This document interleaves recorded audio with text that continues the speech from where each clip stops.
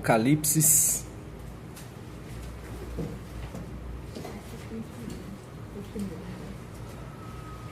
capítulo 2,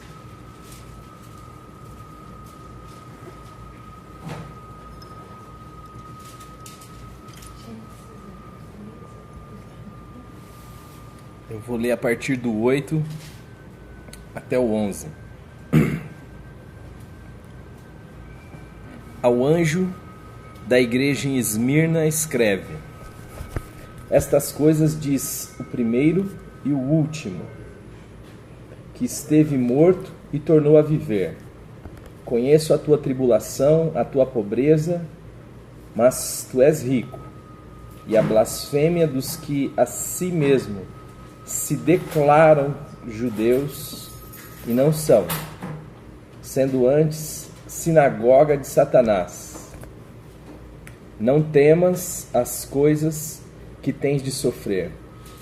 Eis que o diabo está para lançar em prisão alguns dentre vós, para ser dispostos à prova, e tereis tribulação de 10 dias.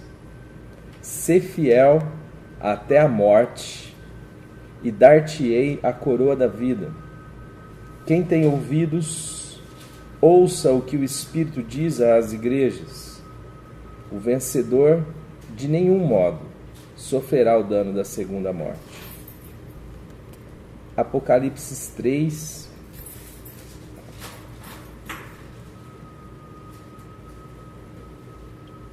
versículo 1. Ao anjo da igreja em Sardes escreve: estas coisas diz aquele que tem os 7 Espíritos de Deus e as 7 estrelas. Conheço as tuas obras, que tens nome de que vives e estás morto. Sê vigilante e consolida o resto que estava para morrer, porque não tenho achado íntegras as tuas obras na presença do meu Deus. Lembra-te, pois, do que tens recebido e ouvido, guarda-o e arrepende-te. Porquanto, se não vigiares, virei como um ladrão, e não conhecerás de modo algum em que hora virei contra ti. Tens, contudo, em Sardes umas poucas pessoas que não contaminaram as suas vestiduras e andarão de branco junto comigo, pois são dignas. O vencedor será assim vestido de vestiduras brancas, e de modo nenhum apagarei o seu nome do livro da vida. Pelo contrário, confessarei o seu nome diante do meu Pai e diante dos seus anjos.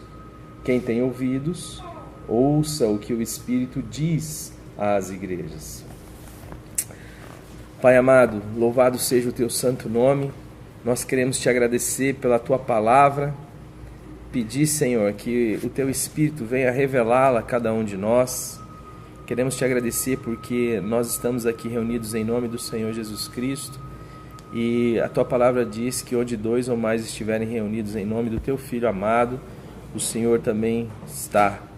Então, seja bem-vindo, Pai, no nosso meio. Nós sabemos que o Senhor está em todos os lugares, mas quando nós te buscamos é que a nossa consciência é aclarada deste fato, e é muito precioso para nós, Senhor, saber que o Senhor está aqui. Dá-nos a revelação, venha dar sentido a tudo isso aqui. Fala conosco, em nome do Senhor Jesus, por meio da tua palavra, mais do que já tens falado, Senhor. Em nome do teu Filho amado. Amém. Bom, então, pensando um pouquinho dentro do contexto ainda do que a gente falou na semana passada,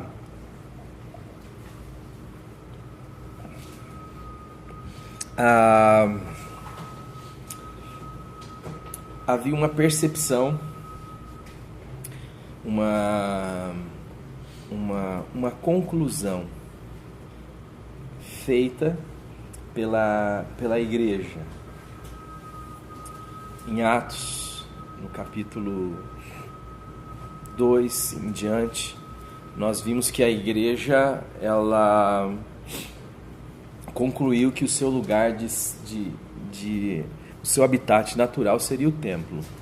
Então, que ela viveria dentro do contexto do templo, se submetendo à liderança, então, do templo. Porque quando nós estamos dentro de uma casa, nós estamos sujeitos àqueles que exercem liderança nessa casa. Não dá para eu chegar lá na sua casa e fazer as coisas que eu quero. Eu tenho que ter a sua aprovação para fazer qualquer coisa, e eu tenho que ter o seu endosso. Senão você fala: meu queridão, o que você está fazendo? Fecha a porta na hora que você vai no banheiro. Não é assim, você chega aqui e tal. E eles estavam dentro desse contexto, ou seja, a igreja, a liderança entendeu que o lugar que eles deveriam ficar era Jerusalém, e o lugar da sua reunião, sem contar a questão de casa em casa, mas incluía nesse processo todo o templo. Mas não só como um local, não só como alguém que se apropria de uma infraestrutura, mas alguém que absorve todo o contexto daquilo que é aceitável, ou seja, o espírito, as regras, e entende com isso ser algo extremamente comum. E mais do que isso, exige que aqueles que se achegam a eles, a igreja que está nascendo, que está crescendo, que também se submeta ao mesmo espírito. Fato é que quando Pedro entrou na casa de Cornélio, Pedro falou com Cornélio, teve que dar a explicação. Fato é que quando o evangelho chegou lá em Antioquia e alguns romperam com a estratégia de pregar só para judeus e começaram a pregar para os gentios, também mandaram Barnabé para averiguar o que estava acontecendo. Fato é que depois que Paulo já tinha estado em Antioquia, pregado durante um ano, já tinha ensinado, e Paulo, ele é o herdeiro desse evangelho aclarado, apresentado por Estevão, que não é fruto de uma conclusão, mas é fruto de um aprendizado, de uma experiência, de uma revelação. E essa revelação, ele explicita isso no capítulo 7 de Atos, então, quando ele defende que toda aquela estrutura não tinha mais nenhum significado do ponto de vista daquilo que nos conecta a Deus. Poderia até ter um significado do ponto de vista daquilo que nos protege do tempo, mas não tinha mais nenhum significado do ponto de vista ritual, do ponto de vista de acessibilidade a Deus ou de endereço de Deus, porque Deus não podia morar em templos feitos por mãos humanas, e Deus também não poderia ser servido por mãos humanas. E ele evoca essa realidade lá do profeta Isaías, e Paulo, no seu ensino, faz desse contexto, deste viés de rompimento com a estrutura, não com a estrutura física, mas com o espírito do templo, algo que João Batista já estava num processo de rompimento, porque João Batista era a voz daquele que clamava no deserto, ou seja, ele representava uma mudança significativa, um novo aeon, ele representava uma revolução, porque ele exercia um ministério, sendo ele filho de sacerdote e filho de uma descendente direta de Arão, alguém que busca um viés profético de exercer um ministério ligado a Deus, mas não no templo, e anuncia que o templo está profanado, e chama os fariseus e os saduceus, que na sua grande maioria eram formados, no caso dos saduceus, de sacerdotes, de raça de víboras, e pede que eles tenham não só a imagem, mas que eles também tenham a semelhança com Deus. E ele diz assim: quem vos ensinou a fugir da ira vindoura? produzir, pois, frutos dignos de arrependimento. Por quê? Porque este grupo está se abalando, está indo até o deserto para ser batizado, e o batismo de João Batista é um batismo para o arrependimento. Ou seja, eu preciso ter a consciência de que eu estou envolvido em algo que não tem a ver com Deus, que não glorifica a Deus, que é errado. E então, a partir dessa consciência, eu manifesto o meu arrependimento, e então entro num processo converso, de conversão. Ou seja, se eu estava indo para lá, agora eu começo a voltar para cá. Mas qual que era a proposta deles? A proposta era apenas ir lá, ser batizado, mas voltar para a sua vida normal, comum. Então ele diz assim: quem vos ensinou a fugir da ira vindoura? Produzir, pois, frutos dignos de arrependimento. Ou seja, que a sua aparência esteja linkada à semelhança. Porque não basta você ter aparência, nós precisamos da semelhança. Não basta você parecer com Deus, não basta você ter um nome ligado historicamente a Deus, ao que Ele fez, ou mesmo com o culto a Deus. Precisa que Deus esteja nesse negócio. E nós sabemos que Deus não estava mais no templo, porque a arca já não estava mais no Santo dos Santos, já havia sido levada, já havia desaparecido. O que fazia do templo algo oco, algo desprovido de realidade. E quando Estevão reitera este processo, e os caras dizem assim, ele não cansa de dizer mal contra o santo lugar, e também de que Jesus veio mudar os costumes que Moisés nos legou. Ele então abre as escrituras, ele diz, abre a sua Bíblia, e ele diz para quem? Ele diz para o sumo sacerdote. Por quem? Por quê? Porque é diante dele que ele está sujeito. É diante dele que ele tem que prestar conta. Então, ele começa a explicitar as escrituras e fica irrefutável do ponto de vista das escrituras, do ponto de vista daquilo que é o nosso aferidor, porque nós precisamos entender que a fé cristã e a teologia cristã não é um discurso sobre Deus, é um discurso sobre Deus mediante as escrituras. Se nós não temos um aferidor, nós não temos como avaliar experiência. Toda experiência com Cristo precisa da revelação para se demonstrar a experiência com Cristo. Isso é algo que hoje está se perdendo também. Por quê? Porque nesse processo religioso,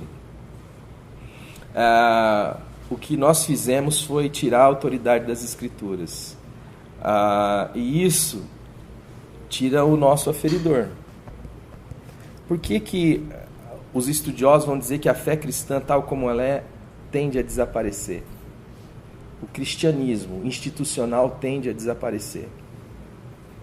Porque eles questionaram o aferidor. Eles questionaram a Bíblia.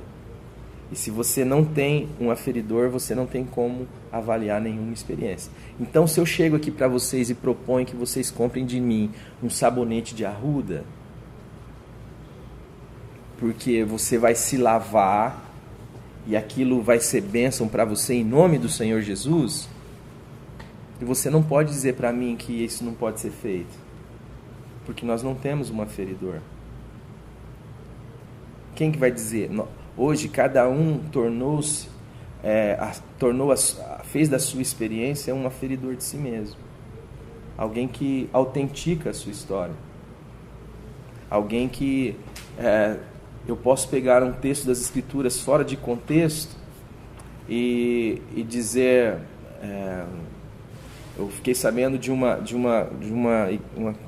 certa comunidade na nossa cidade, onde existe uma cadeira onde você precisa sentar para alguém orar por você a partir daquela cadeira.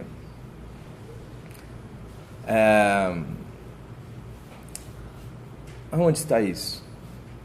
Não está nas Escrituras, mas que problema nisso? Nós podemos fazer, por que não? Nós não temos mais um aferidor. Mas aqui tem um aferidor. Aferidor é a palavra de Deus. E o que ele evoca é isso. O que Estevão evoca é isso. Abra sua Bíblia. E na Bíblia dele, com a Bíblia do homem, com o Antigo Testamento, ele começa a provar e a dizer, olha, é o seguinte, Jesus Cristo é a realidade. Tudo isso que veio antes era sombra, e nem o que Davi conseguiu na construção do templo foi algo significativo, porque Deus não queria isso. Deus permitiu isso, mas essa permissão também não foi nem... Deus falou que Davi não faria, quem faria era o filho de Davi, Salomão. E quando Estevão coloca isso desta forma, com as Escrituras, com o chão das Escrituras, e o poder que as Escrituras têm de aferir um discurso e uma prática, os caras tampam os ouvidos, começam a gritar, e então matam Estevão, apedrejado. A partir daí começa uma perseguição com a igreja. Isto vai desembocar lá em Atos 11, que nós falamos um pouco na semana passada, onde a igreja foi pela primeira vez reconhecida como cristã. E a partir de uma realidade de perseguição.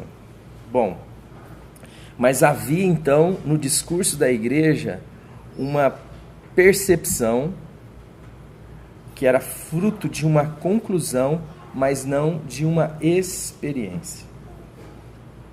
E muitos de nós podemos estar vivendo um evangelho das nossas conclusões, mas não um evangelho da nossa experiência, aferida pela palavra de Deus.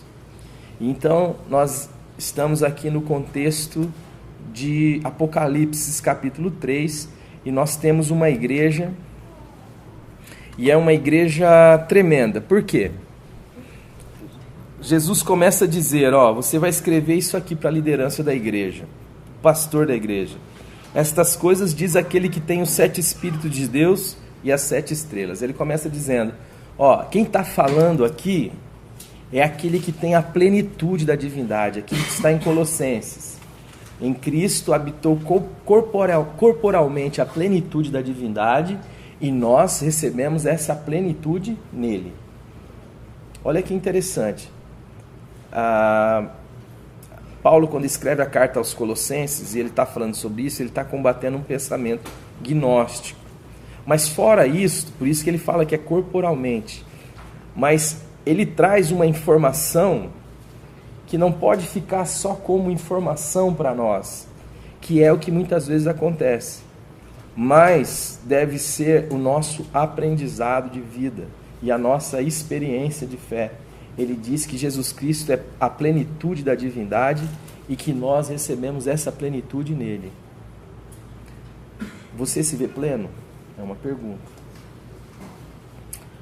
Uma pergunta retórica, você não precisa me responder, mas é uma pergunta para você pensar. Não, então, não me vejo pleno. Tá bom. Essa questão de não se ver pleno, ela precisa ser entendida, porque nós nós vivemos um contexto onde a verdade é extremamente sensual, sensorial. Nós constatamos. E é muito interessante, preste muita atenção nisso. É muito interessante nisso, porque este é o limbo onde Satanás atua. Dizer que nós não somos perfeitos não é mentira. Dizer que nós não somos plenos não é uma mentira, porque isso está manifesto na história. Certo?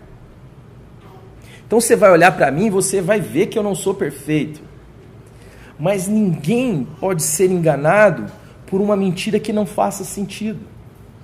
Satanás, quando ele vem em direção a nós, ele vai apresentar algo que é possível de ser comprovado. Ainda que isto seja, do ponto de vista histórico, verdade, contudo, isso não traz a expressão da verdade em amor. Porque verdade é uma pessoa. Verdade é uma palavra. Portanto, verdade não é o que você vê em você. Verdade é o que Deus diz de você. Mas nós vivemos uma estrutura onde a gente quer comprovação. E por que a gente quer comprovação? Porque a gente aprendeu que nós devemos analisar algo, comparar algo e tirar a nossa conclusão, certo? Só que isto é uma sabedoria animal, não espiritual. Ou seja, o macaco faz isso, o cachorro faz isso. O cachorro ele analisa alguém, compara com os outros e identifica quem é o seu benfeitor. Quem for aquele que é o benfeitor dele, ele vai tratar de modo distinto. Isso ele sabe fazer. O macaco sabe fazer isso. E nós fazemos a mesma coisa. Mas a verdade é uma pessoa. E tudo o que ela diz, portanto. A verdade não é o que nós podemos ver. Nós não podemos chamar isso de mentira. Mas ela não tem a profundidade, não abrange o significado da verdade toda. Mesmo porque a história terá um fim. Mesmo porque nós temos um limite de fato. Mas quando Paulo está dizendo aos Colossenses que nele habita a plenitude da divindade, nós recebemos essa plenitude nele, isso é um fato em mim e em você, se estamos em Jesus. Então Jesus está dizendo, ora, aqui quem está falando é quem tem os 7 Espíritos de Deus. E quem está falando é aquele que tem as 7 estrelas na sua mão. O que significa as 7 estrelas? As 7 estrelas são as lideranças das 7 igrejas. Tá todo mundo aqui na minha mão. Você acha que eu não estou governando o processo? Eu estou governando o processo. Aí ele vai dizer, conheço as tuas obras. Deus conhece. Deus sempre conhece a nossa realidade. Deus sempre sabe de tudo ao nosso respeito. E isso nunca está omisso diante dele. E ele diz assim, que tens fama de que estás viva, mas estás morta. Olha que interessante.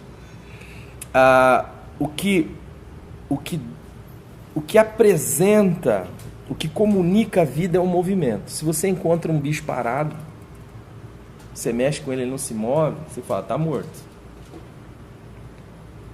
Então essa igreja não poderia ser uma igreja parada. Ela precisava ser uma igreja de movimento.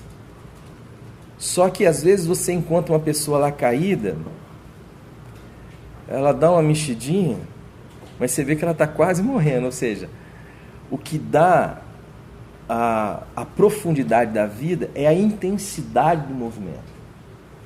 Então se o cara sai pulando e tal, você fala, pô, o cara está vivão. Então essa é uma igreja que ela está viva porque ela se movimenta.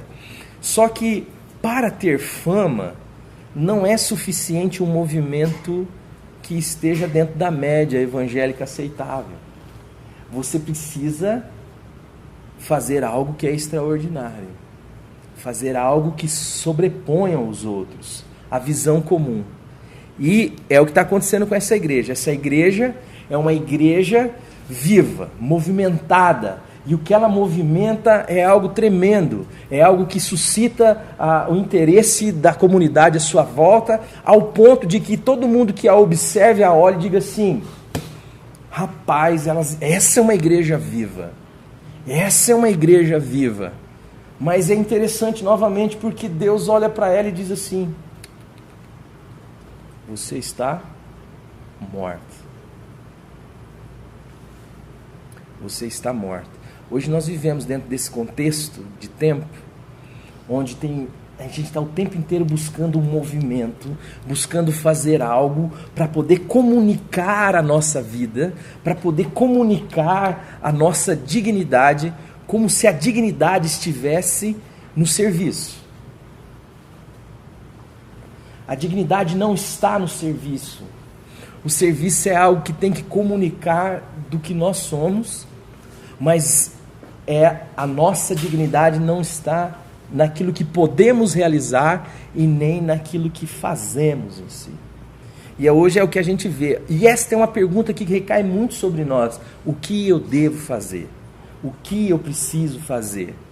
Porque a ideia que se levantou em Lúcifer, ele que era o sinete da perfeição, e o que significa ser o sinete da perfeição?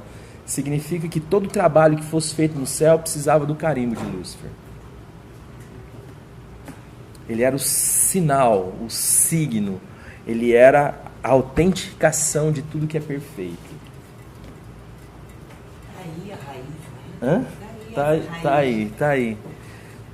E ele carimbava ali, você podia seguir com a sua vida. Se ele falar, não está no padrão de Deus, não. Você tinha que refazer o processo. Mas ele entendeu que isso era algo que estava nele e do qual Deus poderia precisar.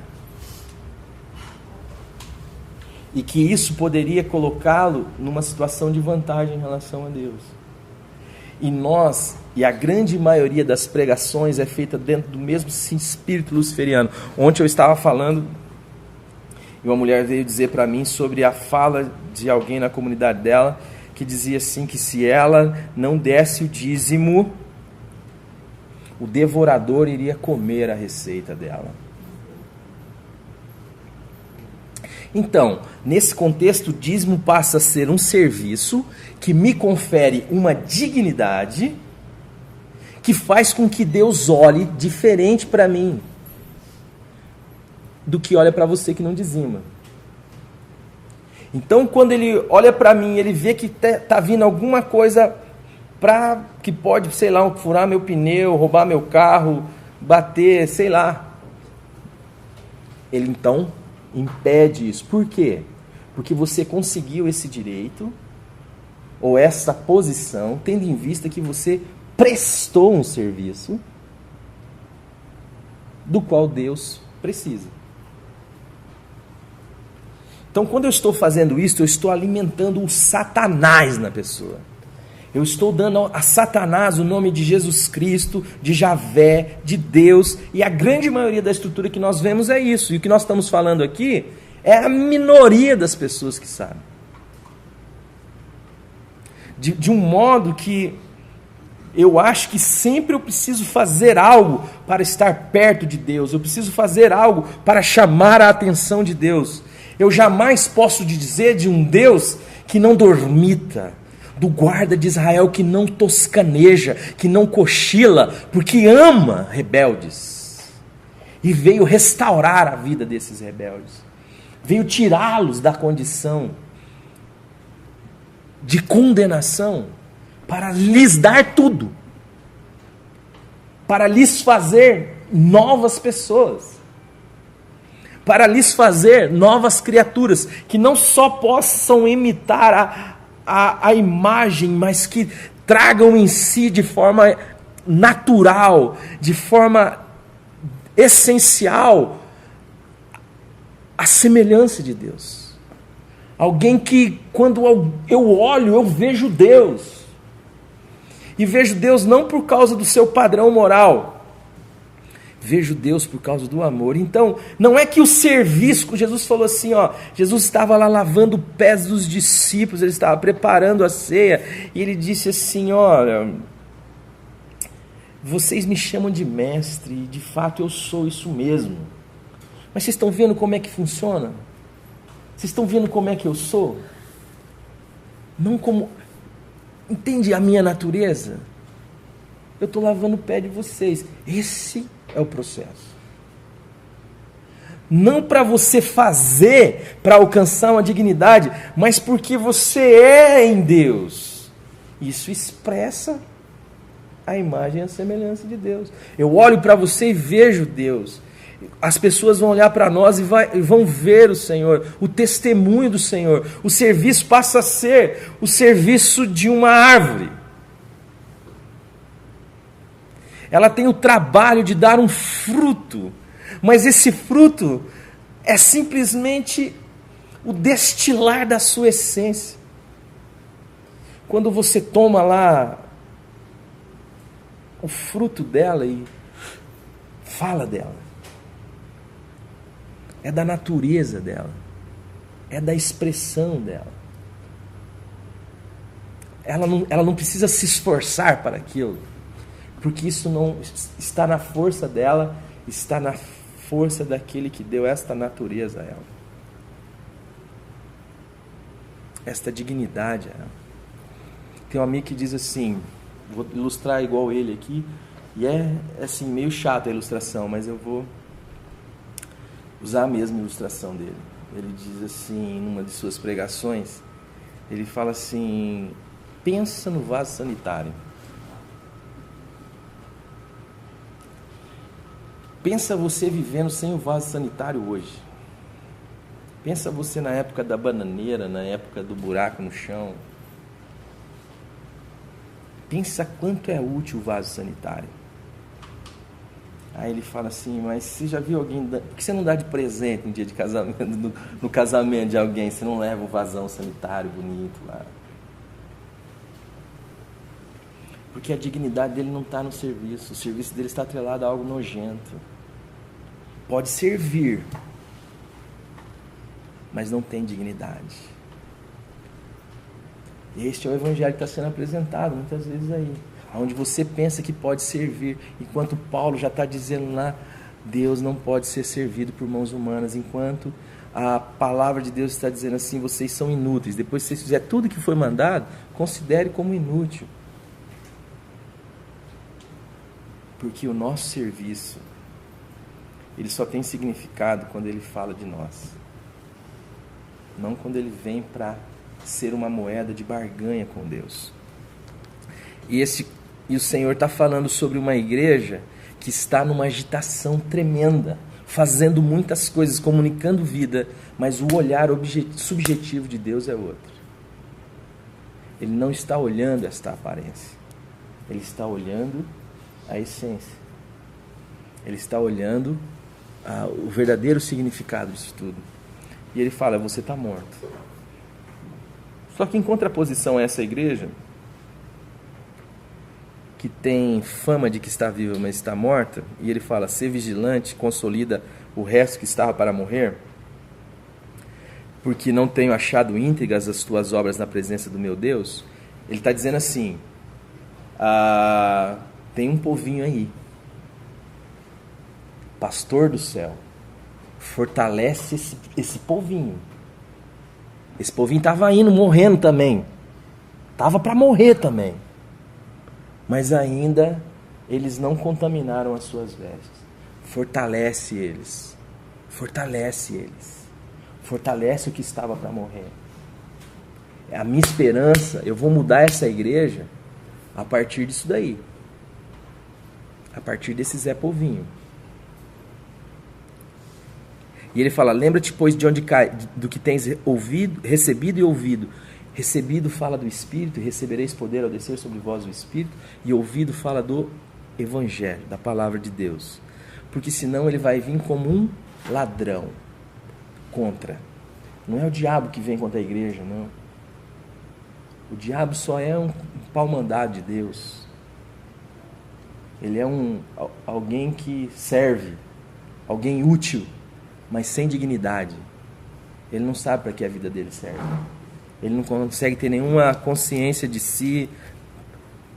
Para que matar se Deus vai ressuscitar? Né? Para começar aí, ele veio para matar, roubar e destruir. Para que destruir se Deus vai reconstruir tudo? Então, a vida dele não tem sentido. A vida dele não tem nenhum significado. Mas quem vem contra a igreja aqui não é o diabo, é Deus.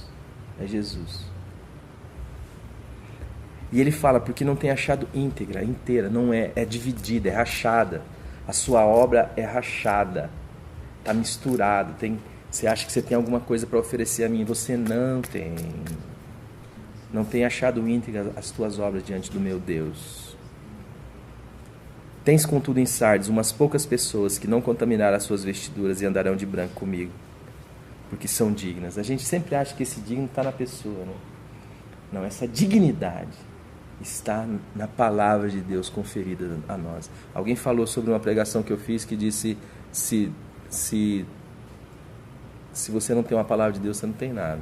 É verdade. Você não tem nada.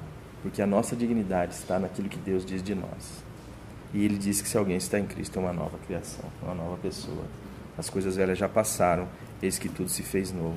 Você e eu deixamos de ser criatura de Deus e passamos a ser filhos de Deus, herdeiros de Deus, co-herdeiros com Cristo Jesus. Essa é a sua realidade de fé, querido. Esta é a verdade a seu respeito. Subjetiva. Não o que você vê, como Paulo vai dizer. Eu sei que em mim, isto é, na minha carne, não habita bem algum. Não dá para você olhar para você e ver bem. Mas dá para você olhar para o que Deus diz. Olhar para mim, olhar para a palavra, para o verbo, para Jesus. Ele é você.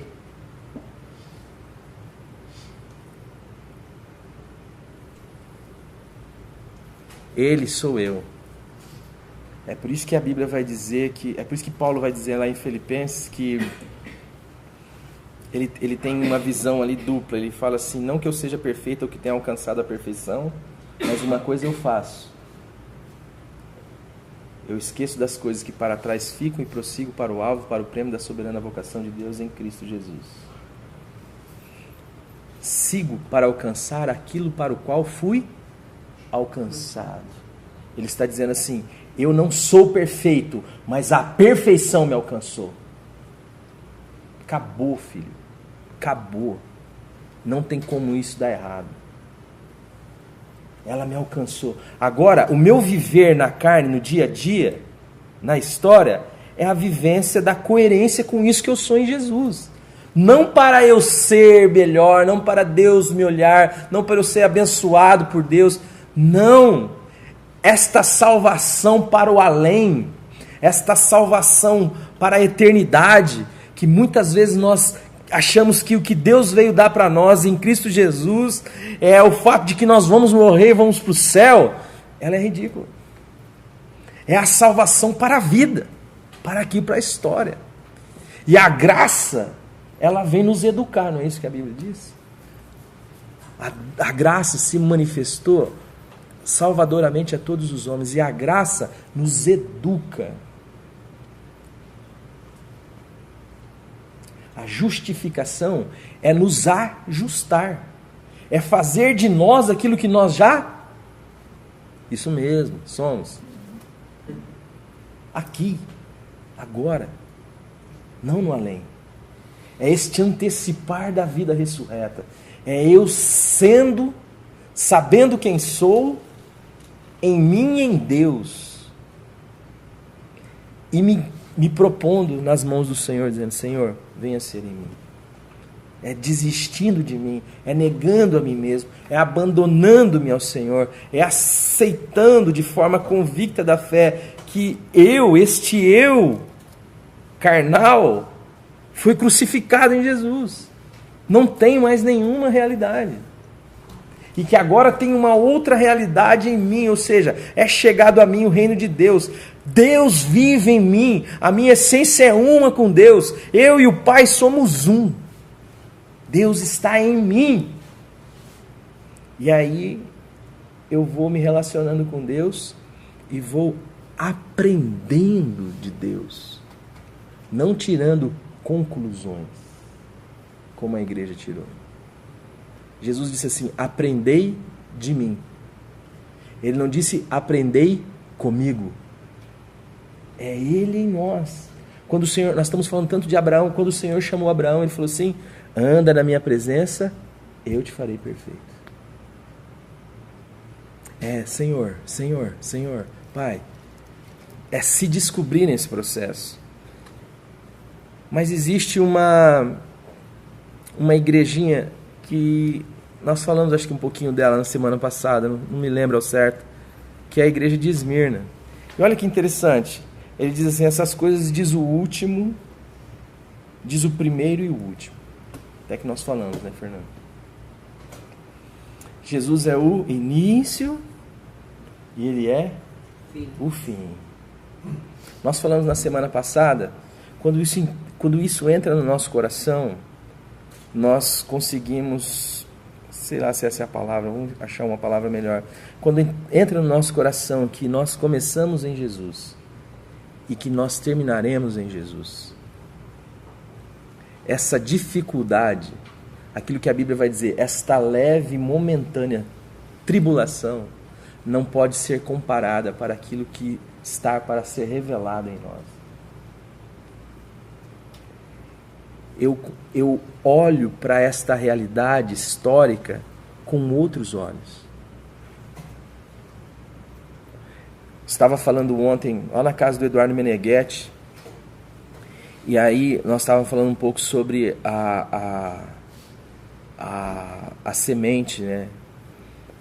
O solo, os tipos de solo. Uma semente cai na beira uma semente cai na estrada, outra cai no solo rochoso, outra cai no meio dos espinhos e outra cai no solo bom.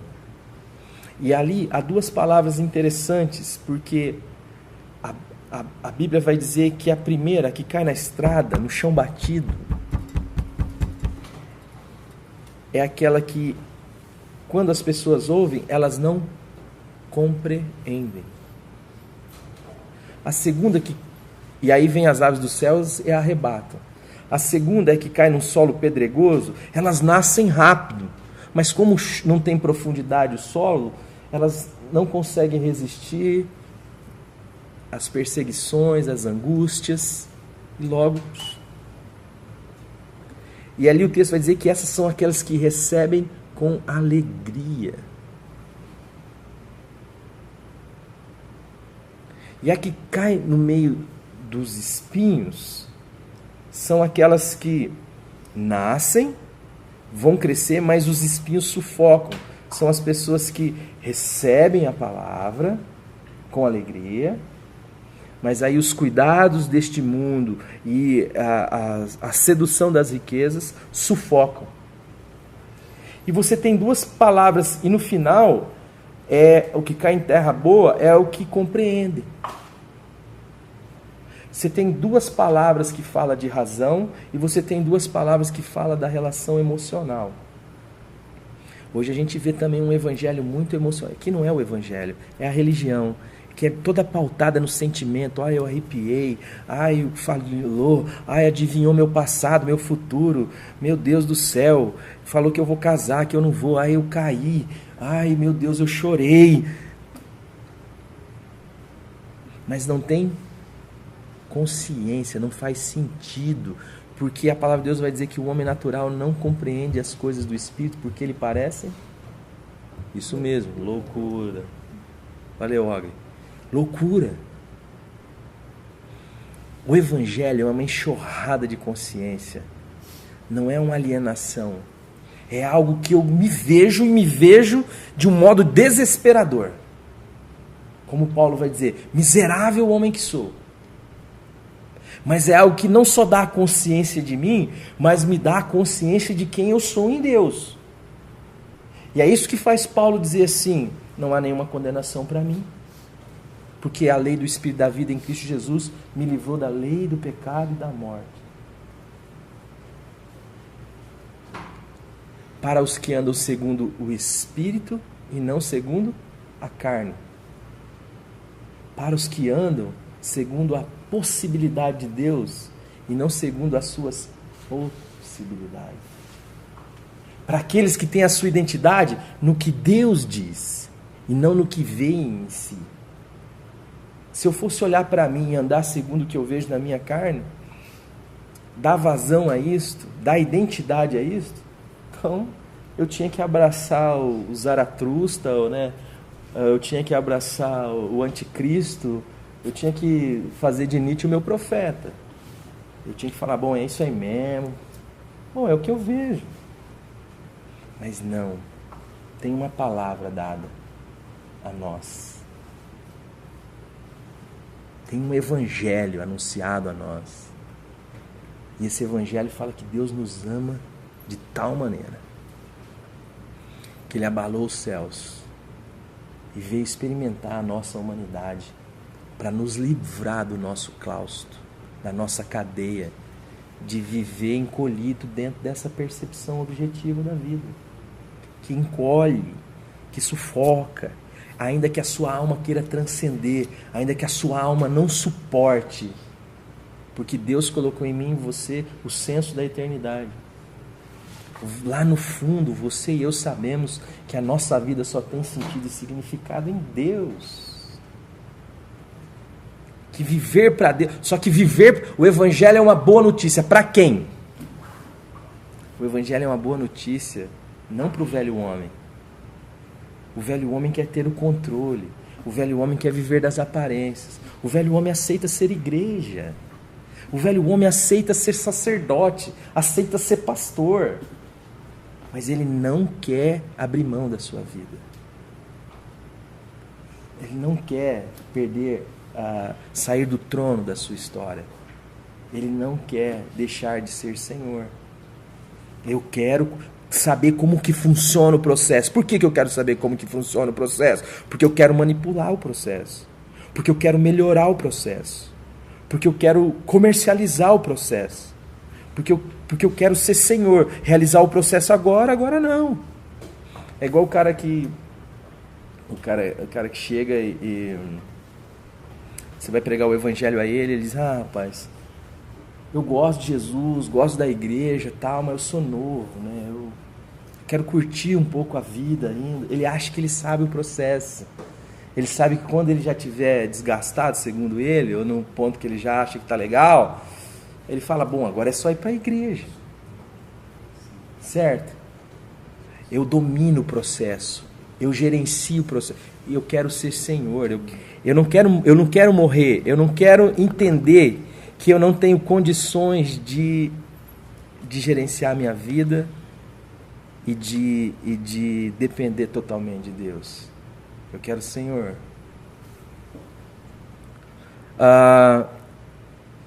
Jesus vai dizer assim, aqui quem fala então é o que tem... perdão, onde eu estou? Achei. Estas coisas diz o último, o primeiro e o último, o que esteve morto e reviveu. Bom, aí nós falamos um pouco sobre essa estrutura da ressurreição. Gente do céu, amada do meu heart. Nós precisamos entender isso, eu preciso entender isso. Ver tudo a partir da ressurreição é um negócio de louco. E é o que Jesus está dizendo aqui. Ele está falando para o pastor, eu conheço a tribulação. Ainda bem, Senhor, que o Senhor conhece minha tribulação. O Senhor vai vir aqui e vai matar todo mundo que está me atribulando, né, Senhor? Ele fala, não. Eu conheço, estou ligado no movimento aí. Eu sei da sua tribulação. Eu sei mais, sei da tua pobreza. Oh, Senhor, eu sabia que o Senhor ia ver isso, que o Senhor ia me abençoar, e o Senhor ia abrir as janelas do céu e derramar sobre mim benção tal. Fala, não, fique tranquilo. Eu sou o primeiro e eu sou o último. Eu comecei, eu termino. Eu morri, mas eu tornei a vida. Ué, mas o Senhor não vai mudar? Não, filhão, isso é a vida. Eu não vou te proteger da vida. Aqui é o lugar onde a ferrugem corrói. Aqui é o lugar onde o carro bate. Aqui é o lugar onde o ladrão rouba. Aqui é o lugar da angústia. Mas eu queria Deus para me tirar disso. Não, eu não tiro não. Na realidade, não é que eu não tiro, eu já tirei. Por quê? Porque eu já morri e ressuscitei. Você está comigo, filho. Você está sentado nas regiões celestiais. Entenda o final da história. Lembra que a gente falou? Entenda o final da história. Quando você entender o final da história, você vai ver que é possível suportar estas lutas de uma outra forma. E eu vou usar estas realidades todas para preparar o terreno do seu coração, para que a minha palavra caia aí e ela se aprofunde, cresça, germine de forma preciosa e que ela produza frutos a 100, a 60 ou a 30 por um. Agora, você quer ter um conceito a meu respeito, você quer ter uma conclusão a meu respeito, mas você não quer aprender de mim. Você quer saber como funciona, mas você não quer viver comigo. Não, querida, eu não vim para te proteger da vida. É na vida, é nos embates da vida, é nas relações da vida. Mas Deus, o Senhor não impediu isso, cara, porque isso faz parte da vida. Se isso tivesse algum complicador do que diz respeito à sua redenção, pode ter certeza que eu enfiaria o pé. Mas isso não tem, sabe por quê? Porque ao que vencer, ele disse, não tem mais o sofrimento do dano da segunda morte. Você já chegou lá, querido. Você já está lá. Nem que você... Ser fiel até a morte, dar-te-ei a coroa da vida. Ao vencedor. O vencedor não mais sofrerá o dano da segunda morte. Do que você está falando? Eu sei que você vai para a cadeia. Eu sei que você é atribulado, eu sei que estão falando mal de você, eu conheço a blasfêmia daqueles que se dizem judeu, mas não são. Ah, Senhor, o Senhor não deixa eles aí. Ó, você vai ter uma tribulação de 10 anos. Por que uma tribulação de 10 anos? Ele está dizendo assim, ó, a sua tribulação tem prazo para acabar. Você não. Por quê? Porque quem está falando aqui é o começo e o fim, que esteve morto e reviveu. A sua tribulação tem tempo para acabar. E eu vou usar essa estrutura toda para gerar em você não uma conclusão que pode ser sua e pode ser errada, mas uma experiência de vida tal. E eu fico comparando isso com a vida de Abraão. Deus, quando deu aquela palavra, nós já falamos isso aqui outras vezes, Deus, quando deu a palavra a Abraão, ó, sai da tua terra, do meio dos seus parentes, vai para uma terra que eu te mostrarei, farei de ti uma grande nação, em ti serão benditas todas as famílias da terra, te engrandecerei o nome, abençoarei os te abençoarem, amaldiçoarei os te amaldiçoarem. Quando isso aconteceu, nós fazíamos sempre essa pergunta e a nossa resposta foi quando Deus disse, certo? Certo ou errado? Quando Deus diz assim, haja luz, o que acontece? Haja luz. Deus falou por isso que ele diz assim, céus e terra passarão, mas a minha palavra não. Então o que a gente está vendo aqui vai passar, a nossa tribulação vai passar, mas nós não vamos, porque nós estamos no Senhor. E daí ele vai dizer assim, esse cara, quando Deus falou isso, isso aqui já é, mas a gente sabe das burradas que ele fez, nós já falamos de tudo aqui, eu não quero repetir, mas quando ele chega lá no capítulo 22, ele entrega o filho. E ele entrega o filho não como alguém que sabe uma informação ou que tirou uma conclusão acerca de Deus, mas alguém que foi vivendo com Deus, andando com Deus, quebrando a cara com Deus, fazendo churrasco com Deus. Não é isso que nós vemos na vida de Abraão? Até chegar um ponto onde ele diz assim, rapaz, eu conheço o caráter dele, eu aprendi dele, eu não aprendi com ele, eu sei quem ele é. Eu não estou aqui realizar um serviço, eu estou diante de um trabalho. Eu vou lá e entendo adorado, voltaremos. Por que ele fala no plural? Quando o filho pergunta, pai, cadê o cordeiro? Ele fala que fica tranquilo, Deus providenciar para si o cordeiro. E ainda que desse tudo errado, o escritor aos Hebreus vai dizer que o que estava no coração dele, ainda que eu mate o moleque, ele vai ressuscitar o moleque. Por quê? Porque Deus tem caráter, porque a minha tribulação passa, mas Deus permanece, a sua palavra permanece. Essa estrutura é uma estrutura, gente, judaizante. Essa religião, ela prega a imagem, mas não a semelhança. Eu preciso parecer ser e me contentar com isso. Nós vivemos um crescimento absurdo daquilo que nós chamamos de igreja evangélica, porque nós não primamos ou não colocamos como condição sine qua non a regeneração.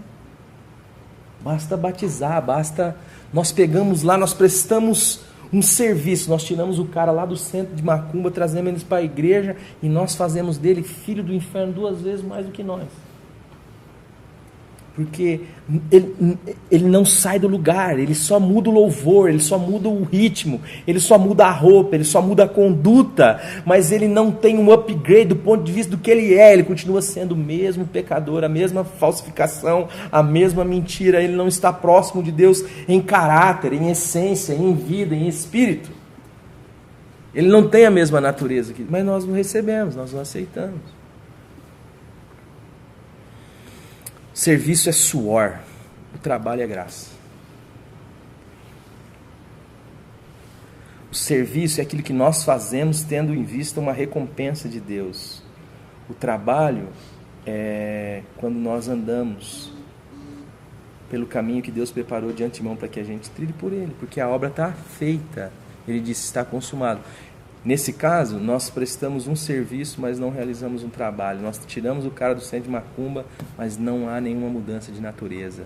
Não nasce de novo. Não experimenta a nova vida. Nós vivemos de uma conclusão, mas não de um aprendizado.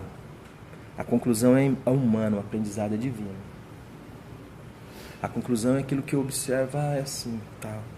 Mas o aprendizado é Deus vivendo comigo as minhas histórias, Deus vivendo em mim e Deus formando em mim o caráter de Jesus Cristo, porque a palavra de Deus vai dizer que a vereda do justo é como a luz da alva, que vai brilhando, brilhando, brilhando, até ser dia perfeito. A palavra de Deus vai dizer que aquele que começou a boa obra em nós há de completá-la até a vinda de Jesus Cristo. Por quê? Porque Ele é o primeiro, o último, Ele é o início, o fim, Ele é o alfa e o ômega, Ele é o que morreu, mas ressuscitou. A conclusão é informação, o aprendizado é formação. Na conclusão nós ficamos informados.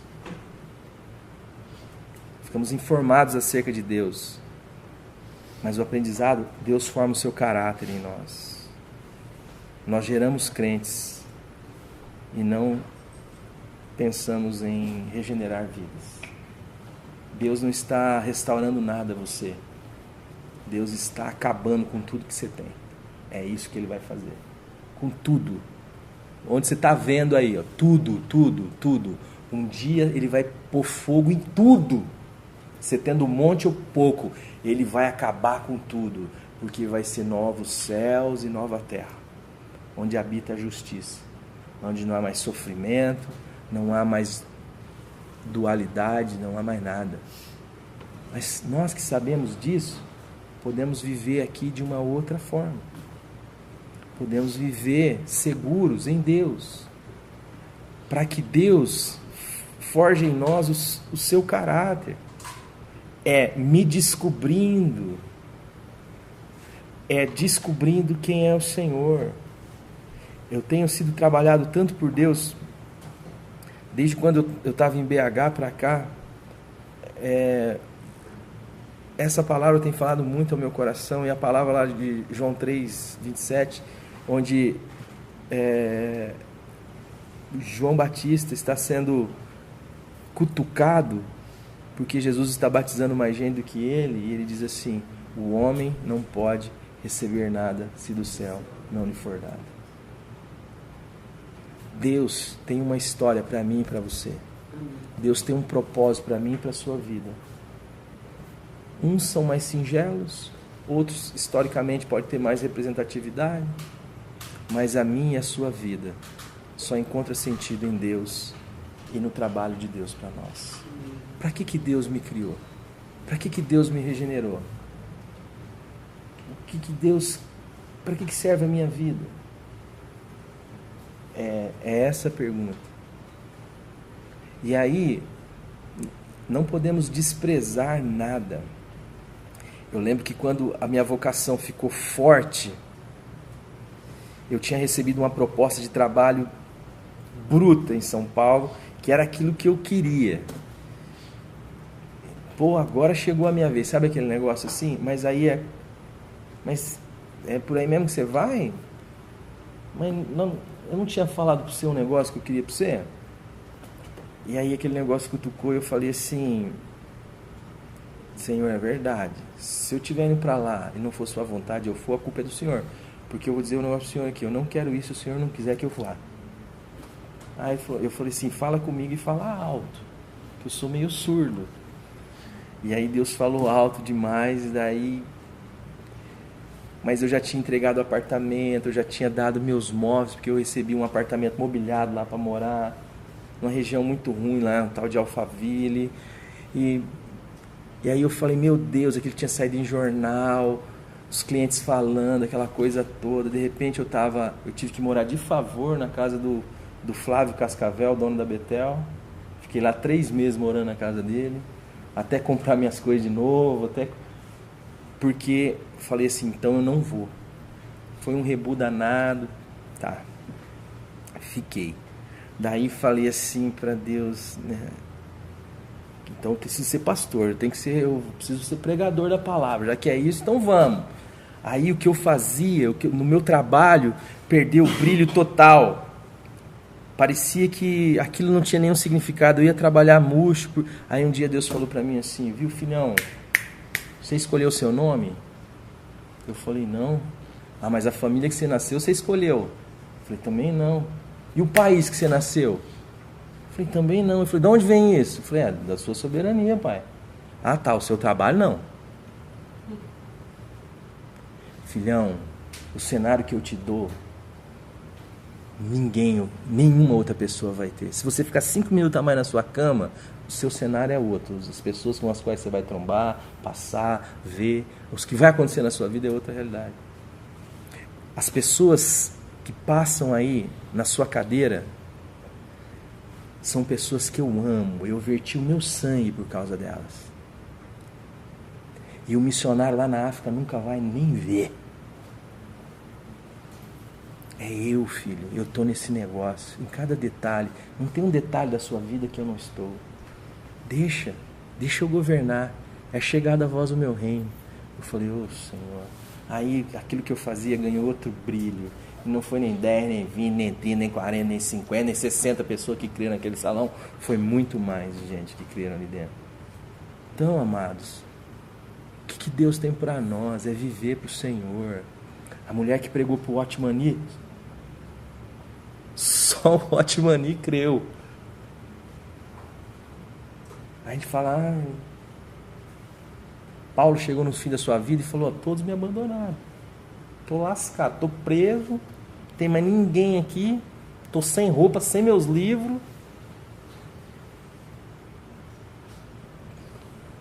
Me abandonaram.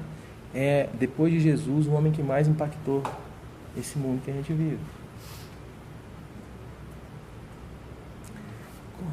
Senhor, quer eu coma, quer eu beba, quer eu faça outra coisa qualquer. Eu quero fazer tudo na dimensão da tua glória. Tudo contigo e para ti. Porque eu sei de onde eu vim, eu sei o que eu estou fazendo e eu sei para onde eu vou. Eu sei o começo e eu sei o fim. Esse miolo aqui a gente vai viver junto. Se vir pancada, boa. Se vir churrasco, boa. Porque eu sei em quem tenho crido, também sei que é poderoso para fazer infinitamente mais do que nós pedimos ou pensamos. O Evangelho é consciência. A religião é alienação. O Evangelho é graça. A religião é comércio. O Evangelho é Deus. A religião é o diabo. É chamar o diabo de Jesus. O Evangelho é regeneração. A religião é falsificação. O Evangelho é trabalho. A religião é serviço. O Evangelho é relacionamento. Conhecimento relacional. A religião é conclusão humana. Os caras acharam que o lugar que tinha que ficar era em Jerusalém, lá dentro do templo. E tinha que circuncidar todo mundo. De onde você tirou essa conclusão, meu filho? Ah, não sei, tirei. Está na Bíblia. Então, mas está em mim? Está em mim? Vocês vão às Escrituras porque vocês pensam ter nela a vida eterna, mas elas testificam de mim, vocês não querem vir a mim para ter vida. O problema de vocês não é quem é circuncidado ou quem não é. O problema de vocês é que vocês estão mortos, vocês precisam de vida. Ah, ninguém pode fazer nada no sábado. Peraí, filhão. Eu criei o sábado para vocês terem vida. Não é para vocês morrerem um pouco mais por causa do sábado. O sábado existe por causa do homem, não o homem por causa do sábado. A lei existe por causa do homem, não o homem por causa da lei. Vocês precisam inverter o processo. Eu sou o jeito de interpretar o processo todo. Então, amados, o Evangelho é lindo. A religião é um problema. Que Deus faça de mim e de você pregadores do seu Evangelho. Sal e luz. Sal fala de caráter, de característica, que eu e você não percamos o nosso caráter. Filhos e filhas de Deus. E a luz fala daquilo que brilha, aquilo que traz a realidade plena. Que Deus faça de mim e de você de forma simples, aonde Ele quiser. Você sabe quem que era Estevão? Estevão era um garçom. Então, mas Deus usou esse homem. A única pregação que apareceu desse homem aqui mudou tudo. Mudou tudo. E os apóstolos disseram assim, bom, não é justo a gente deixar a palavra e a oração para nos aplicarmos à distribuição de alimentos. Vamos eleger homens cheios do Espírito Santo para essa importante tarefa. Não é o que os caras falaram? Tá bom, Deus foi lá e pegou um daquele lá e falou, esse aqui que eu vou soltar uma bomba a partir dele aqui, ó. Depois pegou outro, que não tem nada a ver, desculpa, estou falando um monte, já vou acabar. Que era Paulo, que era o avesso do avesso. Quem que você tem para escolher aí, Deus? Ah, o senhor pode escolher João, cara, um amor, né? Pedro, ele é meio bipolar, mas, bom, pega ele. Ah, quem que o senhor... Ah, não, tem alguém que está matando cristão ali, eu vou pegar aquele ali, ó. Está perseguindo e matando cristão. Vou fazer um rebu através desse cara aí. Evangelho é Deus em nós, através de nós. É Deus vivendo em nós e agindo a partir de nós. Amém, amados? Pai querido, louvado seja o Teu nome, nós te agradecemos por esse tempo, te bendizemos, Senhor, que a Tua palavra faça sentido em nossos corações, que o Senhor faça do nosso coração um terreno fértil e que ela possa crescer, Senhor, e que ela possa frutificar a 100, a 60, a 30 por um, o Senhor que sabe, mas que em tudo o Senhor seja glorificado e que nós encontremos a revelação de quem somos e de quem Tu és, e que nós encontremos alegria na Tua presença, Senhor, o tempo todo, em nome de Jesus. Que nós saibamos olhar para as tribulações e para as questões desse mundo, sabendo que o Senhor morreu, mas o Senhor tornou a viver, que o Senhor é o primeiro e o último, que o Senhor é o início e o fim, e aquilo que o Senhor começa, Senhor, o Senhor não deixa ninguém no meio do caminho, a Tua graça não deixa ninguém na sarjeta, Senhor. Antes, o Senhor começou a obra e o Senhor é fiel para completá-la. Louvado seja o Teu nome, Senhor. Dá-nos esta visão e esta fé para caminhar aqui na história com esta consciência de quem sabe de onde veio, o que está fazendo e para onde vai. Em nome de Jesus. Amém.